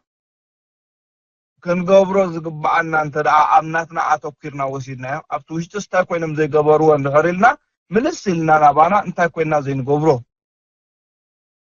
اوكي نحنا ولا سمرات تمليس ناس بتقانا خلف اي نريو اي نسمعو نعوم كاخم اخ نغركم اب ارترا لو زبهالم بر اب سدت يمدلو ابتو وشت ارترا خوينو بزي مفلات بزي تكنولوجي بزي تلفزيون جنرالي نتبهالو كله ابغو مهوري نتبهالو كله اب كدما علو زي كل مسو خوينم كمخرو زي كولو سبات عند حواوسي زمرحهم إسياس مالتي باتي دلو طباب حماق طباب اب تشاينا اب سوريا اب قال خيدو زتمهارو خوكفو بو يزتقم زلو سلازن هنا حادلنتنا ابز برتعلو ربحانا فليتنا ابز تحققفنا له غزي بزي يقدس اب قاليو برسنتج زي نسامع مع سبات اب تقال سخركبو خيلي إساياس سعوري أبتا قزيتيا أبي دقم دلو وما أبي بسلامنتاي نفسه بيمتس انترالنا اتساب نفسه ديغو أكالاتو غيت حاسب بطريت كي حازي نفسه سلزر الساعة ومالكم وطوي خيلي انت زي كوينو ولا عرخا يدكس ولا أب قزازي بلو تحت قرب يدكس طريت انت دا حاليو ومال زبحالا بتقوه قرب أي كيليني سلازنا عنا مكبارنا زخوننا زلو مغنيات كبرو زقبعنا سلازي نقبر زلنا ملسيو حايلي خم حق تمتينا ملسيو رزيست قبر زقبو ملسيو كندر زقبو ودي سبعان حمشتن عامت ناب صدق قصوت راح يدحسب كموت كله قبري طبق لي مسموتكو املاقنا منقس سماي وسدني لا بلي دحك كنبري خبلي قال اي بلنيو مخناتو تقبل علو زقبو عدمه تخحقوسلو زقبو عدمه قدم وديوي ابرخا وديوي سلازن هنا قدم نساتو منتايم كوينم ولا حنت زي قبرو مبالنا تصر نداري برخا ندوعلهم دلو نحنا نبعالنا سي انتاي كنقبر نخيل تقولوتات انتاي قالو إلنا نبتاناي موداتا سقوم تقصنا ايكدنا نزلنا سلازن ابانا قصات زايد تحتو احنا عند خط تاكبنا نعابنت نبل ካብ ጀርመን ዝኸዱ ስልጣንካ ግደፍ ዝበልዎ ሰባት እንተዳስተውዒልኩም ኣይኣሰሮምን ኣይቀተሎምን ኣብ ውሽጢ 24 ሰዓት ድዩ ወላ 48 ሰዓት ካብዛ ሃገር ወፂኹም ተመለሱለይ ሂዱለይ ንምንታይ ኮም ኢልዎም መስልኩም ዘይግነቶም ናይ ጀርመን ናይ ገለ ኮይኑ ናይ ዝተፈላለዩ ሃገራት ኮይኑ ትምህርቲ ደረጃኦም ዓብዩ ኣፍልጦም ኩሉ ዓብ ኮይኑ ነቲ ዝመፅሉ ዓላማ ኣፍሊጦም እዮም መፅኦም ንበል ነቲ ናይ ኣብ ከባቢኦም ዘሎ ፓርላማ ወላ ናይ ሓንቲ ሃገር እውን ድሓን ኣፍሊጦም እዮም መፅኦም ከምዚ ክገብርዎ ዘለዎም ነቲ መንግስቲ ቪዚት ገብርዎ ምዃኖም ስለ ኢሳያስ ሓንቲ ገይጉ እንታይ ነይራ እተው ኢሉ ፈቂዱ ቪዛ ምስ ሃቦም ከምታ ዝሃቦም ውፁለይ ጥራይ ክብሎም ዝኽእል ስለዚ ንሕና ኸ ከምኡ ዓይነት ዜግነት ናይ ካልእ ሃገር ሒዝና ተኣኪምና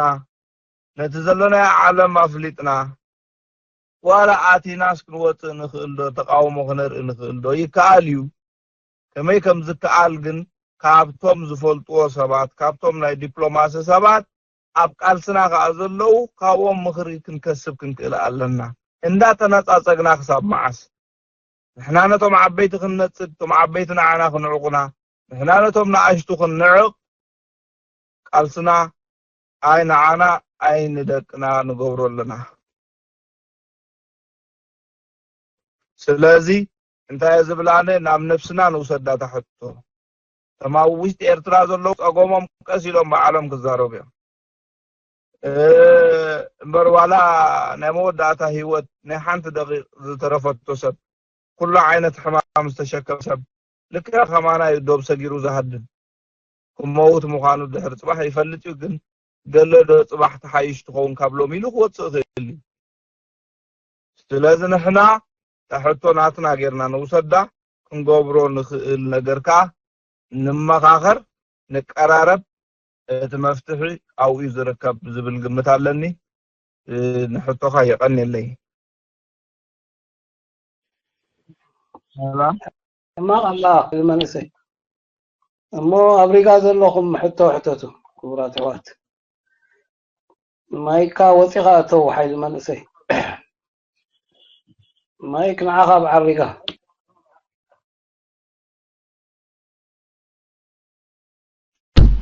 اوكي سلام لك عبيت لكم حضرة قد ما يسبني بس هاي فلتني انت زيلو يا ريت تورثوا اوكي اوكي ثانك يو سلام بقدامنا نقاشا وسلام الروم كله لا انا قرب تطوز بلتني اتا حنتي قال حونا زبلا نساقه قال السناسيل ولا تيجو كويناتسي بسبعاتات يتجميريلو مسمعه قرب تقريمه زيادة ماي تاريخ التاريخ اتخاذ نايتاش مكبر ديالي تسمع النمون انت تبرا هلا بتاع مصبغ ميرو ابقد مسبعات حمشتن سبعان اربعتن كنا تقبري اين برنديو بفلاي اب كل ما تحت يعني انت اذا كوماندو صابي غزي ديوم نيروم ديابون ديوم نيروم سلازي انتي مالت كايو سبعان حمشتن كتبر كلا خاص انتي مالت كايو ويا بسبعتات كتبر كلا خاص انتي مالت كايو يا ريت تبرا لنا يعني ثانك يو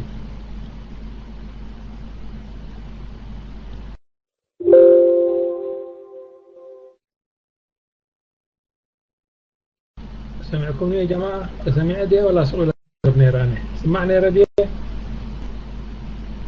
اوكي ثانك يو قبل الوتير دمسي المعرية مايك حجي مثيله تحطه سمعي واي قاشانا حكاي قبل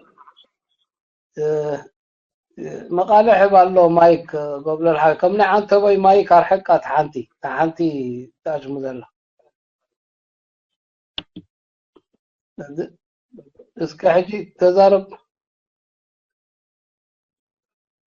تنسيلن قبل دحان تعقصنا الغزاز لهم كلاتكم مايك حجي سبوع الله أورجلك اوكي ميكيلا سمعنا لها ميكيلا ابتا حتى سمعيا صنيحه ميكيلا يابا تا تابع العلا خواخر حكا دحر الجمال وي حيل منسي دحر اقاطع من دحر ايت دمص دحر زي نعي تصوع ميكيلكم تصوعوه انا خزاره بايكني نوعي زم حلال فوزلهم اوكي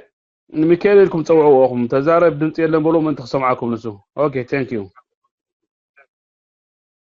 اوكي يغني لي ام مسمر انا حتى سمع صنيحه حونا اب سبعاتاتيو جميروتي برتاوي ويكاتي تقالسي عينتو او كوينا عينتو انكامو قدميو امتاحت نيرو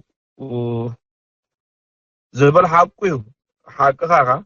ناي كوماندس ناي اغردت سلام سنبت እዚ ሁሉ ነይሩ እንታይ ግን ነይሩ እንተዳልና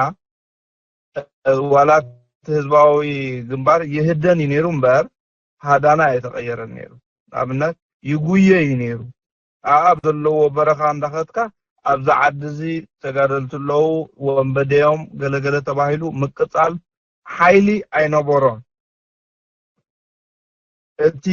ጸላኢ ዝበሃል እዩ ዘጥቅዕ ነይሩ እቲ ምጥቃዓቲ ምስ በዝሐ ግን እቲ ሓቀኛ ዝኾነ ናይ ህዝባዊ ግንባር ይኹን ናይ እቶም ተቃለስቲ ሓይልታት ዝነበሩ ብቲ ግዜት ብዘይፈላላይ ኣብቲ ግዜትዮም በዓሎም ካውንተር አታክ ክገብሩ ጀሚሮም ከጥቅዑ ጀሚሮም እቲ ፀቕጢ ምስ በዝሐ መቕታል በዝሐ ዓድታት ምንዳድ ምስ በዝሐ ንምባል ዝተጠቐሙ ኩሉ ዘይኮይኑ ቅድሚኡ ወላ ሓንቲ ሬዚስታንስ ወይ ቃልሲ ኣይነበረን ንምባል ኣይኮንኩ እንታይ ዳ ይህደን ነይሩ በብ ዘለዎ ይህደን ነይሩ ህዝባዊ ግንባር ዝበሃል ጀብሃ ዝበሃል ኣብ ሰብዓታት እንድሕር መፂና ግን ምስቲ ምብዛሕ ናይቲ ፀቕጢ ናይ ፀላኢ እቲ ህዝቡ ነቲ ቃልሲ ብብዝሒ እንዳተሓወሶ ኸይዱ እሳቶም እውን ናይ ምጥቃዕ ሓይሊ ዝኣክል ሓይሊ ነይሩዎም ቀድሚኡ ክፍሊ ህዝቢ ጎስጓስ ካብ ሓደ ቦታ ናብ ሓደ ቦታ እንዳኸትካ ከማን ልኡማት እዮም ነይሮም ኣብ ምፍርራሕ ደረጃ ኣይበፅሑን ነይሮም ሰብ ከይውሕዶም ዘቀባጥሩ ዝምህሩ ዘታልሉ ዓይነት ናይ ፖለቲካ ኣካይዳ ነይሩዎም ዳሕራይ ምስ በዝሖም ቲቲ ታይ ዝበሃል ትገበናቶም ሰብ በዚሑ ኣኽኢሉ ምስ ተረፎም እዮም ናብቲ ምፍርራሕ ምግፋፍ ካልእ ጎነፃት ምጥቃምን ድመፁ ስለዚ ካብ ኣገላልፃይ ናተይ ድኻም ዳእምበር ቅድሚኡ ፈፂሙ ኣይነበረን ንምባል ዘይኮነ ግን ኣምሪሩ ዝተቃለሰሉ ግዜ ካብቲ ሰብዓታት እዩ ንምባል ተጠቂመሉ ተራ ትዕዝብተ እዩ ከዓ ኣብነት ከምዚ ታሪክ ንምብልሻው ቅድሚኡ ዝነበረስ ወላ ሓደ ክልተ ኩናት ይንበራ ንሓንበል እሞ ግን ክንዲቲ ካብ ሰብዓታት ንድሕሪት እንዳበርትዕ እንዳፃዕፅዕ ዝኸደ ንፀላኢ ክሳብ ምርር ዝብሎ ዝኾነ ቃልሲ ክንድኡ ኣይኮነን ኣብ ጎስጓስ ይኸማና ሓይሉ ነይሩ ሰሊኽኳ ምእታው ቤት ማእሰርቲ ምስባር ቤት ማእሰርቲ ሴርካ ነቶም እሱራት ናብቲ ሜዳ ከም ዝኸዱ ምግባር ኣብ ዝበዝሕ ጎስጓሳዊ ዝኾነ ሓይሊ ነይሩ ንምባል ተጠቂመ ዝኾነ ይኹን እንታይ ናይ ታሪክ ንምብልሻው ወይ ንምጉዳል የብለይን ጥራሕ እንታይ ንምግላጽ የፈቲነ ሽግር ብዝበርትዕ ቁፅሪ እቲ ናይ ሬዚስታንስ ናይ ቃልሲ ሓይሊ ከዓኒ መሊስዩ ድበርትዕ ኣይዳኸምን እዩ ኣብቲ ግዜ እቲ ብርቱዕ ዝኾነ ናይ ምቅፃልን ምንዳትን ዓድታት ነይሩ እቲ ቃልሲ ካብ ብኡ መጠን በርቲዑ እዚ ሕጂ ንዓና ዝኾነና ዘሎ ነገር ድማ ከምኡ ከበርትዓና ይዳ እምበር ርእስና ክነድንን የብልናን ንምባል ተጠቂመ يغني أو نشتري أبرهيا هو أنت ساقبر وذكرن الله هذا وذكرن thank you معها ما يكون في قامة تمرنا فتان المهم كتب رحلنا لو نقول أنا حيل من زي حتى نجاب نزارب نيرنا حجزاز خامس تزارب كاس ህዝባ ጉንባርና ብዕላማ ኦምሲ ንኽዕወቱ ጭካናት እዮም ትብል ቃል ኣምፂኻ ነርካ ከምዚ ኣብ ቀሽሽተ ዓይነት ተቐይርና ዞም ቁሩብ ብህሮ ዝሓዝና ወይ ካሊእ ዓይነት ኢልካ እሞኒ ሎሚ ንጎ እንታይ ንብል ነርና ብዝኾነ ኣብ ዘለናዮ ንቃለስ እንድሕር ኮይና ሓደ ካብቲ ኣነን ሓይለ መንእሰይን እንተወሶ ነበርና ንገብሮን ክግበር ዝከኣል ብቐሊሉ ንኣብነት ኣነ ብኣሜሪካ ዝቕመጥ ሓይለ መንእሰይ ኣብ ሆላንድ እዚ እዞም ይግደፋውያን ኣኼባ ክገብሩ ከለዉ ንጎስጓስ ስቂልካ ኣብዘይ ሕጋዊ ቦታታት እዮም እንታይ ዝገብሩ ንኦም ፋሕ ክተብሉ ቀሊል እዩ ሕጂ ከምኡ ንግበር ከምኡ ድማ ክግበርን ክዝውተርን ኣለዎ በቢ ዘለናዮ እስታ ክንገብር ገሊኦም ዋይ ነደቂ ሓድኩም ንሕዋትኩም ንሃገርኩም ዝብሉ ብዙሓት ነይሮም ግን እቲ ዕላማ ናትናሲ ነቲ ናቶም ዕላማ ንኸዲድ ከይከይድ እንታይም ዝገብሩ ዘለዉ ሰብ ከም ባህሊ ኢሎም ጎዝጋዝ ኣጀንዳቶም እዮም ንኸዲድ ይምሰዱ ዘለዉ ብቐሊሉ ንሕና ገሜር ኣብ ዘለለና ሓዲ ዘይሕጋዊ ስለ ዝገብሩ ፖሊስ ዘዊልካ ወይ ገለ ጌርካ ደው ክተብሎ ትኽእል ነገር ስለ ዝኾነ ከመይ ይመስለካ ኣነ እኳ እዚኣ ብዘይ መጠን እየ ድግፋ ትግበር ዘለዋ ነገር እያ ድማ ዝብል ዝሓወይ ፅቡቕ ሕቶ እዩ ኩሉ ቃልሲዩ ነታ ድምፂ መቃልሕ ከጥፍእ እየ ዝብል ዘለኹ ኦኬ ያ ሓውና ካብ ኣሜሪካ ዝበልካዮ ኩሉ ቁኑዕ እዩ ፅቡቕ ሓሳብ እዩ ኣነ ግን እንታይ ይብል ኣብ ኣሜሪካ ይኹን ኣብ ካልእ ዓዲ ንዝኾነ ነገር ሞር ኣቴንሽን ኣብ ዝሃብካዮ ይበዝሕ ይመሊሱ ፀቂጥካ ንዕኡ ኣቴንሽን እንተሂብካዮ እንዳበዚሖም ዝኸዱ ከብዕልዎ ዘይሓሰቡ ሰኒ ሰሉስ ረቡዕ ሓሙስ ዓርቢ እንዳበሉ ኩሉ ከብሉ ከብዕልሉ ክጅሙር እዮም ንዕኦም ነቲ ንሶም ዝገብርዎ ንጥፈታት ስለያ ኮንካ ሰሊኻዮም ኣብኡ ዝተገብረ ነገር ኩሉ ግዜ ምስጢራቶም ኣውፂኢኻ ከተቃሎ ከላ ኣዝዩ ዘሰንብዶም ነገር እዩ መን ከም ዘፍረሰሎም ኣይፈልጡን እዮም መን ኢንፎርሜሽኖም ከም ዝወሰደ ኣይፈልጡን እዮም ክሳብ ነተኣኪብዎም ዘሎ ሰብ ክጥርጥርዎ ይኽእል እዮም እንድሕር ፊት ንፊት እታ ግልፂ ዝበልክዋ እታ ንፀድቕ ዘለና ጌርናያ ዘለና ተቃልሲ ትመስል ዝበልክዋ ፊት ንፊት ነቲ ሰብ ኣነ ፀላኢኸ ተኣኪብካ ተፀኒሕኻኒ ክብትነካ እየ እንዳበልና ንኸዶ ዘለና ግን ንዓና የኽስረና ኣለዉ ሓይሉ ዋላ እንተሃለውና ኣብ ደገ ግን ኩሉ ግዜ ጥርጣሬ ክሓድሮም ክኽእል ኣለዉ ኣብኡ ምስኦም ሰብ ኣሳቲፍካ ዋላ ኮነ ኢልካ ትፃረፎ ህግደፍ እንዳበልካ ምስኦም ኣሳቲፍካ መን እንታይ ገይሩ መን እንታይ ኢሉ ፅብፅብ ኣቢልካ ወዲእኻ ኩሉ ግዜ ክተቃልሖ ከለኻ ግን ተኣኼባ እንዳጎደለት እንዳጠፉ በብሓደ ተኣካባይ ንባዕሉ ተኣዚዘ እምበር መን ኣለኒ ኢሉ ምሳኻ ክመፅእ ይኽእል ሕጂ ኣብቲ ኣካያይዳ እቲ ቃልሲ ግቡእና ኮይኑ ክብተኑ ከም ዘለዎም እውን ትዝዓበየ መደብ ኮይኑ ብኸመይ ትብትኖም ኣብ ዝብል ግን ፊት ንፊት መፀካ ኣለኹ ኣብቲ ኣኼባ ኣትየ ተቃዋማይ ምዃነይ ክፍለጥ እስኻ ደጋፋይ ምዃንካ ተፈለጥ ኢልና መሊስና ማልያ ናቶም ነድምቐሎም ከይንህሉ ይጠራጠር ማለት ንኣብነት እንድሕር ዳ ህዝቢ ግንባር ኢልና ክንጠቅስ ኮይንና እዋ ነቲ ኣድላይ ዝበሃል ሰብ ድላዮም ስጉም ትወስድሉ ነይሮም ቀላ ዓለም ዘይብላ ንሕና ኣብ መንጎና ገና ከይሓሰብና ከለና ኢና ንገማማዕ ከምቲ ዝበልካዮ ወዲ ዓድና ወዲ ሃገርና ስለ ሃገር ተኣኪቦም ባህልን ድዩ ባህል እንታይ ፀገም ኣለዎ ወዲ ዓመት እንታይ ፀገም ኣለዎ እንዳበልና ኣምነን ንሕድሕድና መመሊሱ ዘበዓዕድ እፈልጥዋ እዮምካ እዚኣ ከም ትፈላለየና ካ ፈልጥዋ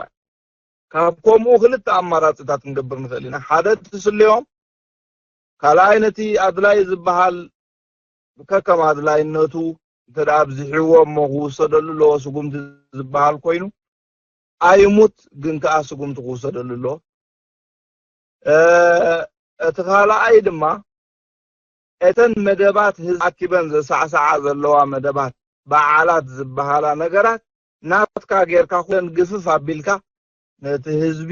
اتا بايتات افترو له تقلالك شعو مساخ سعسع له مسكده تدا تقاوم كاتلمو نو بحالو خويني سعسع غيده بحالي نه بحالي غداي خيدانه شمو غيترفه تتقاومو زبحال ابجبها قميتك بحالي ግን ስኻና አኻባቅል ክልል ካኸሪኡኻ ከለዉ ክስምብዱ ክኽእሉሎም እዚ እኳ ተቃወማ እሱ አኺልኩም ተቃወምቲኹም እንዳበልካ ብስልቲ ከምታ ናይ ህግደፍ ክንጥቀም ይዝግባና ኣብ ጭንቀት ጥራይ ሕማቕ ዜና ጥራይ ክስቶመይቱ ክስተ ተቐቲሉ ክስተ ሃዲሙ ጥራይ ዝብል ዜና እንዳምፃና ዝበዝሕ ግዜ እትናትና ፖቴንሻል ተቃላሳይ መንእሰይ ካባና ይሃድም ምክንያቱ ካብባህሉ ቀልጢፉ ክፍለ አይደልኒ ኣብ አሜሪካ ምሳአተወ ነተባሃሉ ዘኽብረሉ ባህሉ ዝሪየሉ አጋጣሚታት ተንቁልፍ ዝኾነ ነገራት ይደልየኒ ንዓን ተዳልወሉ ፖለቲካ ይኮነን ትብሎ ድርጅት ፖለቲካ እቲ ነገር ዘዳልዎ ዘሎ በዚ ዝተላዓለቶም ህግደፍ ዝበሃሉ እንዳኽሰርካዮም መዓልታቶም እንዳሓደርካዮም መዓልት ናጽነት ትሕድጎም መዓልት ስዋዓት ትሕድጎም ከምዚ ክገብሩ ዝተሰዋሎም የለን ናትና ከም ስዋዓት ናትናዮም ናጽነት ተባሂሉ ዝመጸናትናዩ እቲ ካልእ ኩሉ ዝሕጂ ምድማር ዝብልዎ ዘለዉ ከምኡ ዕላምኦም መዓልቲ ምድማር ኢሎም የብዕሉ ንሶም ናጽነት ናትና መዓልቲ ስዋዓት ናትና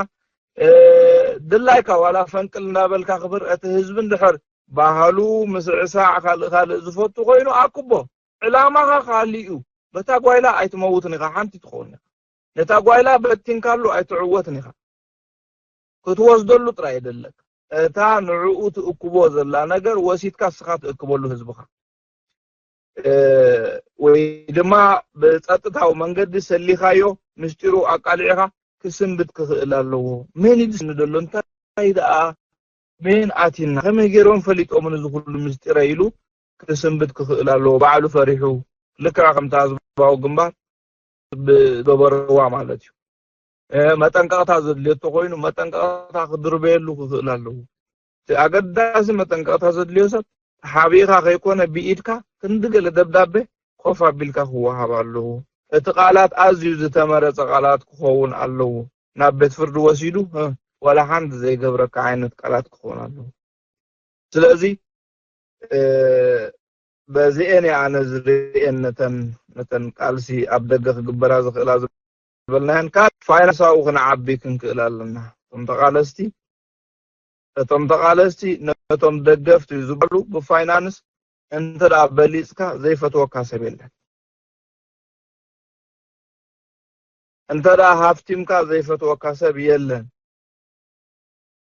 ስለዚ ኤምፓወርመንት ነንሕድሕድካ እንዳተሓጋገዝካ ነንሕድሕድካ እንዳተለዓዓልካ ክትከይድ ክትክእል ኣለካ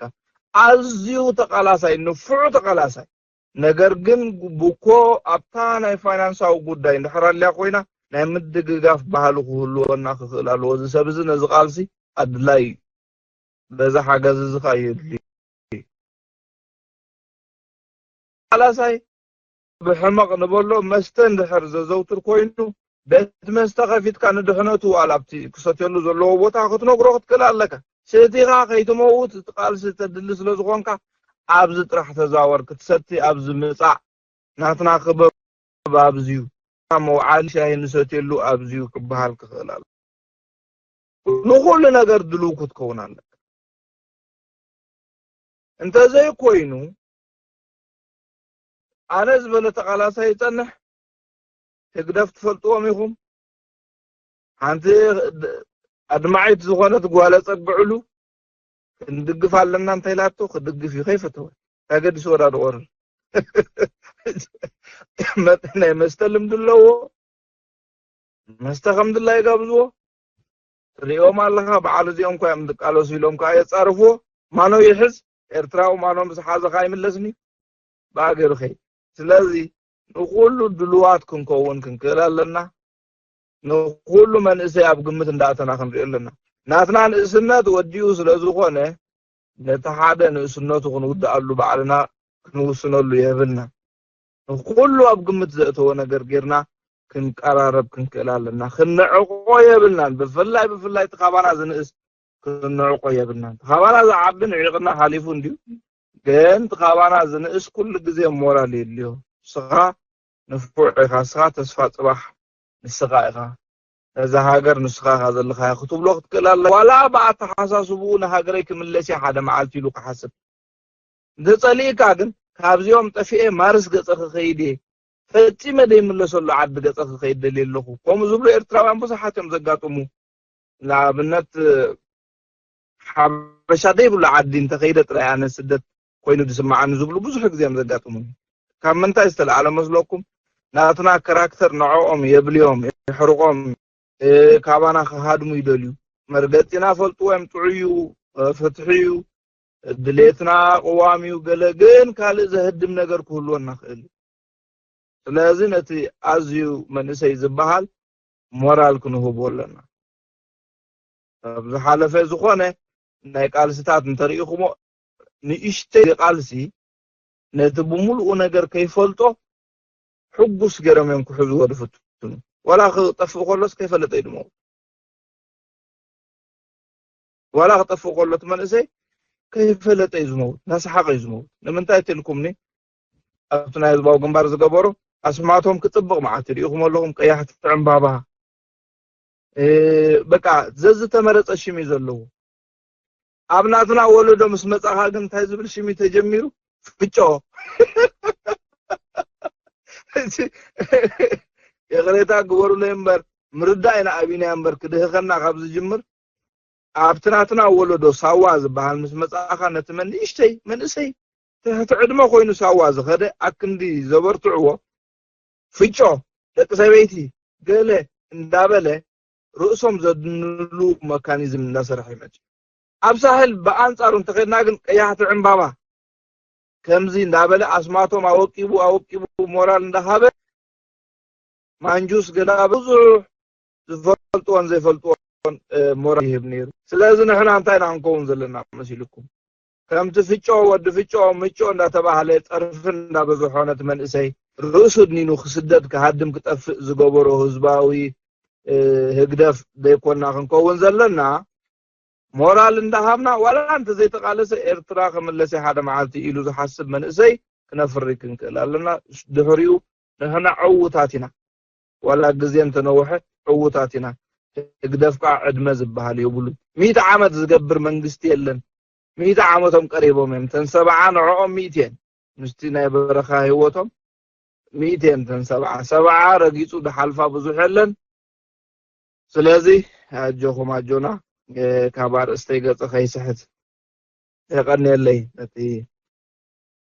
بقربحته